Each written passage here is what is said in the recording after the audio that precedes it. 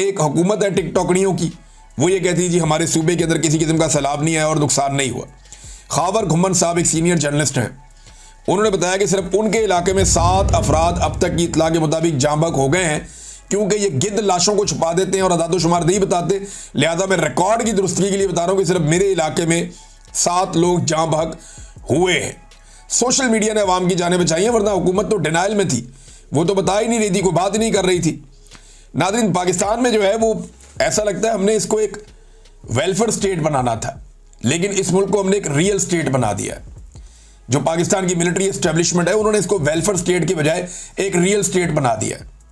और इस कारोबार से मुंसलिक जो लोग हैं, जो दरियाओं के अंदर सोसाइटियां बना रहे हैं, पानी के रस्तों पे सोसाइटियां बना रहे हैं, जो कुदरती पानी के रस्ते बंद कर रहे हैं, जो ज़राअत को तबाह कर रहे हैं, जो पाकिस्तान के माहौल को तबाह कर रहे हैं, जंगलात को काट रहे हैं, उन लोगों की पुष्ट बनाई पाकिस्तान की मिलिट्री एस्टेब्लिशमेंट करती है। मिलिट्री एस्टेब्लिशमेंट इनके सामने आकर ढाल बन के खड़ी हो जाती है, इसलिए कि ये रिटायर फौजियों को नौकरियां देते हैं और बाद औक़ात हाज़र ड्यूटी को भी। तो ये सूरत-ए-हाल बड़ी खौफनाक है। कल तक मलिक रियाज के साथ इनके बड़े सुर मिलते थे, आजकल अलीम खान से और बहुत सारे और लोगों से इनके सुर मिलते हैं पाकिस्तान की मिलिट्री एस्टेब्लिशमेंट के। तो इन्होंने हमेशा ताकतवर की और पैसे वाले की पूजा की है, और आज भी हम वही सिलसिला पाकिस्तान में चलता हुआ देख रहे हैं। नाज़रीन, पाकिस्तान ने ये जो सैलाब आया था ना 2022 में, इस पर इन्होंने पैसे इकट्ठे करने के लिए बड़ी कोशिशें की थी। इमरान खान साहब की हुकूमत गिरा दी गई थी, बाद में सैलाब आ गया था, तो शहबाज शरीफ साहब ने जनाब अक़वाम मुत्तहिदा के बुलाया जनाब सेक्रेटरी जनरल को, उसको दौरा करवाया, हेलीकॉप्टर पे जहाज़ पे फिराया। फिर उसके बाद ये गए यूरोप, सारे इकट्ठे होके वहाँ इन्होंने दुनिया को जफ्फियाँ डाली। इन्होंने कहा जी फ्रेंड्स ऑफ पाकिस्तान, ये वो, हमें पैसा दो, हमारा मुल्क डूब गया है।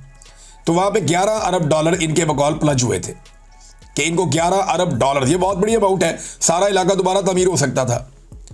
लेकिन इन्होंने उसमें से जो कागज़ों के अंदर बताया जाता है कि सिर्फ 2.8 अरब डॉलर ये खर्च कर सके, और वो जो 2.8 अरब डॉलर खर्च किए ना, मैं आपको लिख कर देता हूं कि उसमें से कम भी 70% अमाउंट तो खर्च ही नहीं हुई होगी, बल्कि इससे भी ज़्यादा मैं आपको बता सकता हूं। और वजह यह है कि मुझे ग्राउंड पे कोई नज़र ही नहीं आता। बिलावल ने एक कच्चा घर दिखाया थोड़े दिन पहले, और तो कोई नज़र नहीं आया। बलूचिस्तान में इन्होंने कोई घर नहीं बनाए, पंजाब में इन्होंने कोई NGOs ने घर बनाए, लोगों ने घर बनाए। मैंने अपने दोस्तों के साथ मिलकर हम लोगों ने कोई 2000 मकानात हमने तामीर करवाए थे, लेकिन मुझे नहीं लगता कि पंजाब हुकूमत ने सारी ने मिलकर भी 2000 मकान बनाए होंगे, या सिंध हुकूमत ने सारी ने मिलकर भी 2000 मकान बनाए होंगे। तो काम नहीं किया इन्होंने। ये पैसा कहाँ गया, कोई जवाब नहीं है इनके पास। लोगों ने अपनी मदद आपके तहत आवाम को खड़ा किया था 2022 के सैलाब में, लेकिन ये सैलाब उससे ज़्यादा खौफनाक सूरत-ए-हाल इख्तियार करता चला जा रहा है।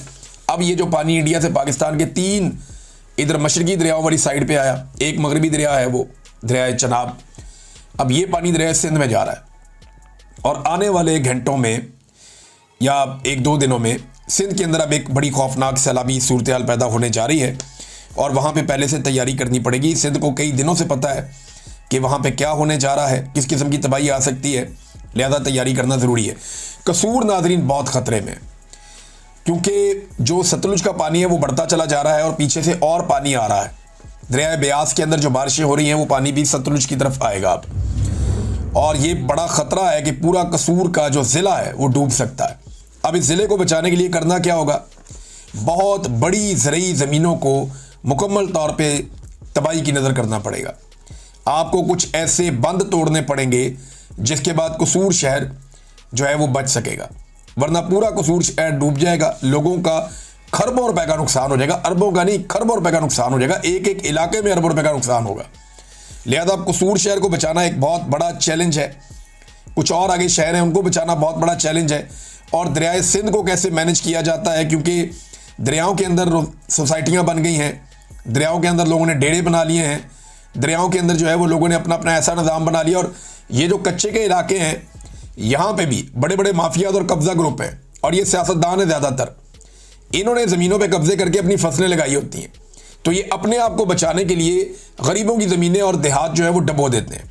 जैसा कि मुबैना तौर पे अभी पार्क व्यू सोसाइटी को बचाने के लिए वहाँ पे लाहौर में कई इलाकों में पानी दाखिल करवा दिया गया बंद तोड़ के, लेकिन अल्लाह का करना ऐसा हुआ कि पार्क व्यू सोसाइटी भी डूब गई। उसने भी डूबना था, वो भी डूब गई, बच तो नहीं सकी वो। लिहाजा इसी तरह जो है वो रमज़ान शुगर मिल के बारे में लोग वहाँ खड़े होकर बात कर रहे थे।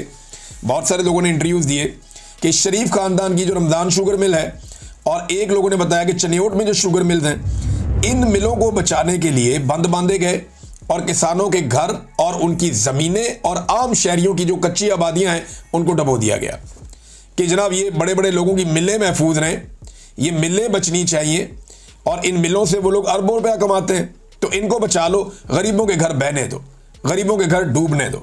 ये मिलों के मालिक इतने अमीर होते हैं ना कि अगर पानी चला भी जाए तो ये फिर भी उसको ठीक कर सकते हैं, लेकिन गरीब आदमी इतना गरीब होता है कि एक दफ़ा उसके घर से पानी गुजर जाए ना, या एक दफ़ा पानी चढ़ जाए, तो अगले 10 साल तक बेचारे की कमर सीधी नहीं होती।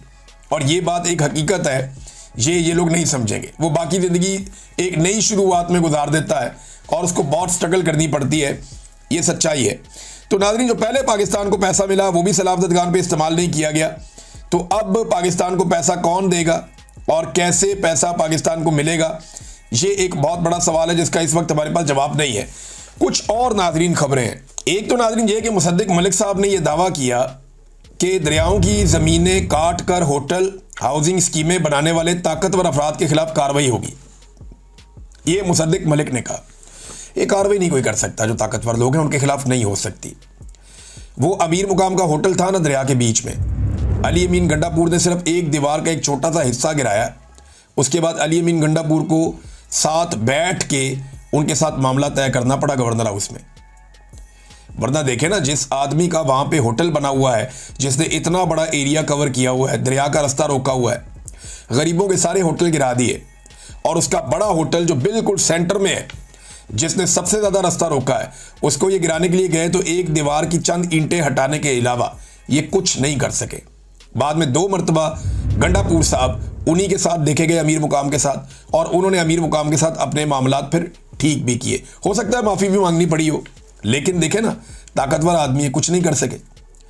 इसी तरह अलीम खान की सोसाइटी अगर पानी में बनी हुई है, या और ताकतवर लोगों की सोसाइटियां अगर पानी में बनी हुई हैं, तो ये हुकूमत कुछ भी नहीं कर सकती उनके खिलाफ, ना ये करना चाहेंगे। वजह यह है कि पाकिस्तान की एस्टेब्लिशमेंट भी रियल स्टेट का कारोबार करती है, और वेलफेयर स्टेट को बनाते बनाते पाकिस्तान को रियल स्टेट बना दिया है। लिहाजा ये इनका कारोबार है, ये इसके अंदर कुछ नहीं करेंगे। पाकिस्तान के अवाम को ये कीड़े मकोड़े समझते हैं, और कीड़े मकोड़े क्या बेचते हैं। इनकी तवज्जो किस तरफ है, जरा ये खबर देखें आप। ये खबर जनाब अमेरिका से आई है।